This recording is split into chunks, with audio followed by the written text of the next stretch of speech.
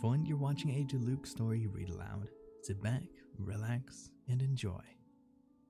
As the city of ballads and wines, Mondstadt's alcohol industry is renowned all over Teyvat.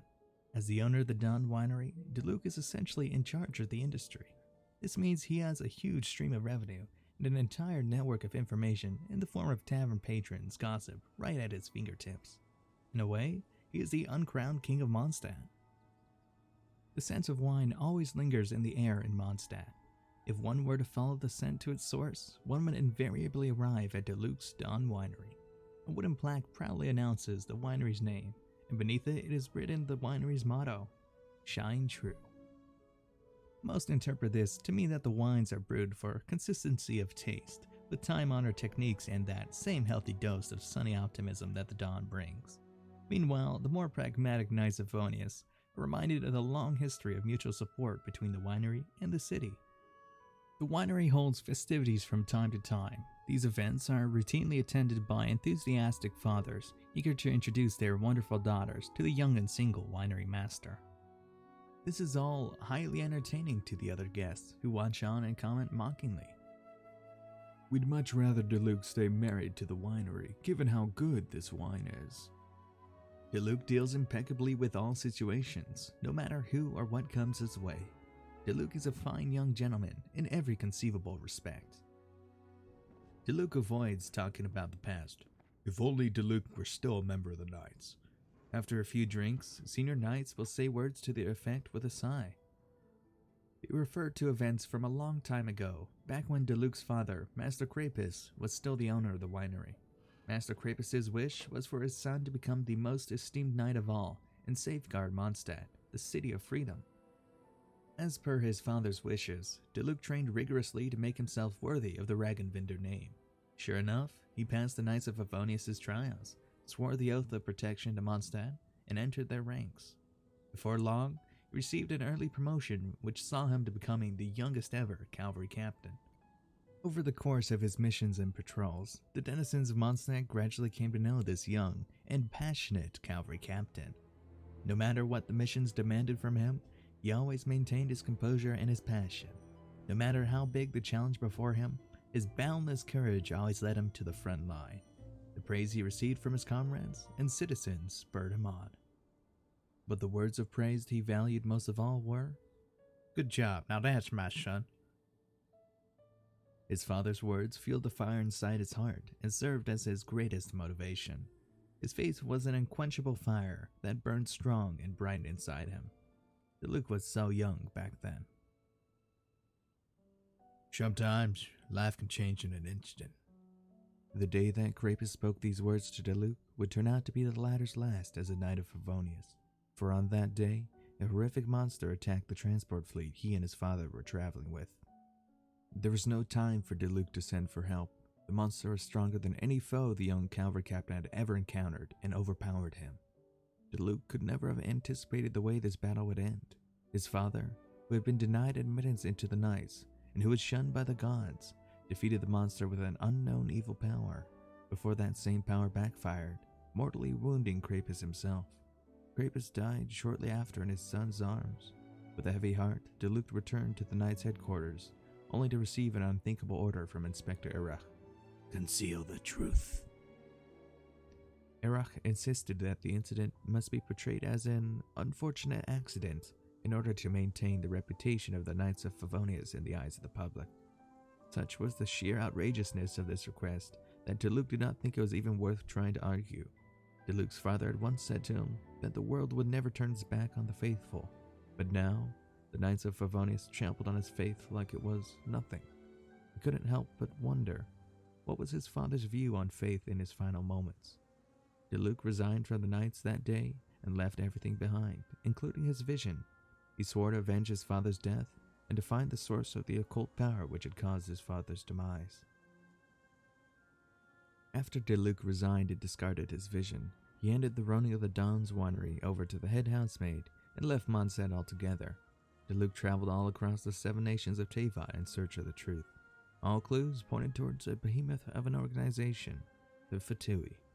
He learned that they made counterfeit visions in secret, calling them delusions.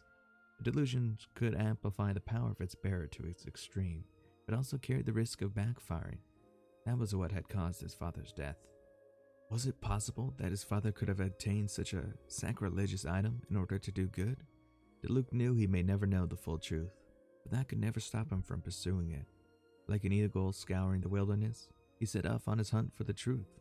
Determination burned like fire in his heart. Unfathomable enigmas and unending battles could not sway him from his course. He pressed on relentlessly, scarred but undeterred, like a fiery tornado burning through the dense fog of mystery. The Fatui's rulers, the 11, monitored Diluc's progress for the shadows. The prowess with which he laid waste to numerous Fatui strongholds caught their attention and forced them to take action. Diluc narrowly escaped death at the hands of the 11, thanks to a third-party observer from the north, who was part of a vast underground intelligence network. The observer claimed to have been observing Diluc for some time and approved of his methods. After his close encounter with death, Diluc took a long, hard look at his path and the anger he had harbored for so long. Acknowledging his shortcomings, he decided to join the underground intelligence network. Just like when he first joined the Knights of Favonius, Diluc committed himself fully to his work. His talents and skills saw him rise steadily through the ranks into the upper echelons of the network.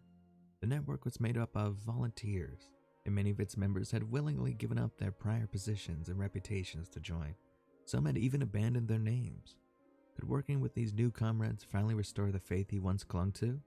The faith that had been all but destroyed in the events surrounding his father's death? Shine true. The background to this motto is hotly contested, but to Diluc it has one simple, clear meaning. Evil cannot go unpunished. Never settle for mediocrity. Never forget that the dawn will one day come. Diluc's solitary sojourn lasted for 3 years. 4 years on, Diluc had returned to Mondstadt and taken over as head of the family winery, now a young man. In the space of these 4 years, Eric had been purged from the Knights of Favonius after being shown to be a traitor, while Grandmaster Vark had left on an expedition, leaving Master Jean as the role of acting Grand Master. The return of the Dawn Winery's Master should have been a momentous occasion for Mondstadt, but strangely, it went unnoticed. The reason? Mondstadt's citizens were far too busy pondering the mysterious case of an unknown guardian of Mondstadt.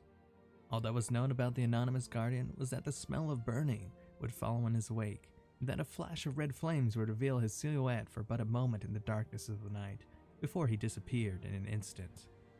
The bodies of monsters that had plagued Mondstadt for an age now lay dead in the wilderness. Mondstadt's most wanted thieves suddenly appeared bound and gagged, hanging from their feet in the statue plaza. All the Knights of Favonius were dispatched to reckon, once and for all, with the Abyss Mage behind countless crimes in the city, but they arrived only to discover that he had long since been killed. Aided by wine-fueled conversations, word of the mysterious guardian spread swiftly, and he came to be known as the Dark Knight Hero.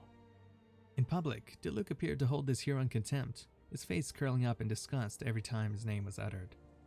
Eltzer of the Mondstadt's Wine Guild was one of the select few who was in the know, and once queried Diluc about this. Was his disapproval of the Dark Knight Hero just an act, intended to throw the knights off his trail and protect his anonymity? But Diluc simply frowned once more and curtly replied, "It's just a stupid name." Diluc may hold the whole wine industry in the palm of his hand, but he himself is not fond of wine. At Diluc's request, the Dawn Winery developed several alcohol-free beverages, a decision which was met with resounding approval from those in Mondstadt who could not drink alcohol but still wanted to partake in the drinking culture. One of these alcohol-free beverages is Mondstadt's apple cider vinegar, the success of which is on par with dandelion wine in terms of monthly sales volumes. Some think that Diluc must have such high standards when it comes to wine, since he has never seen drinking mediocre quality beverages that are available to the public.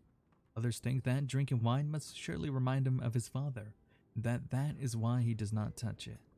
When pressed about his drinking habits, he responds by saying that alcohol clouds his thoughts, and consuming it would impact his day-to-day work. But the thing that people don't understand is, what kind of day-to-day work does a winery master do if it requires him to never touch a drop of alcohol? Krapus had 2 regrets in his life. One was never becoming a knight, and the other was never obtaining a vision. For this reason, in the moment Diluc received his vision, He took it as recognition by the gods of his and his father's shared ambition. Finally, he could make his father proud. Just a few years later, his father died on a dark, gloomy day. The hopes and dreams that burned bright in Diluc's vision were extinguished in the torrential rain that fell on that night. No matter how upright and good-hearted a person may be, death will still come to them without warning. Is this where the tale of justice ends? Just like that? It seems to him that his vision and his status as a knight were both equally ineffectual at enabling him to protect the things that he treasured most. It was time to discard them both, he decided. When he recognized his powerlessness, his vision became but a burden, of no greater service than a delusion. Empty titles were of no interest to him. He sought after ardent flames that would burn brighter than any other, and an unshakable resolve. Only a firm resolve can drive the truth seeker forward, and only ardent flames can vanquish the ice that freezes the hand of justice. On the day Diluc returned to Mondstadt, he took up his vision once more. The events of his years away had purged him of his childish immaturity, and turned him into a hero ready to shoulder his father's will once more. Each night, he fought for Mondstadt. He did not discuss the past, but he did not deny his past either. To the lost, perhaps a vision is a beacon of light given by the gods to help them find a way forward. But for those with conviction, a vision is simply an extension of their strength, a medium for channeling their willpower, a tribute to the experiences that have shaped them, and a testament to the story of their life so far. And with that, that is the final part of Diluc's story. Thank you so much for watching and listening, guys. Hope you enjoyed it, and I will see you in the next one.